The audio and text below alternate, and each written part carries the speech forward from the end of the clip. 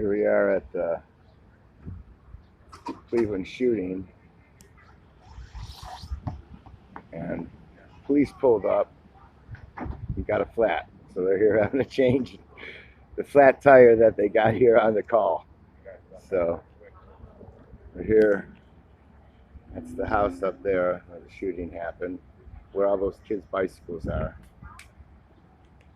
These kids saw the whole thing. Neighbors are out and stuff. But yeah, here we got the police pulled up, and somehow I got a flat tire. So they're out here changing the flat.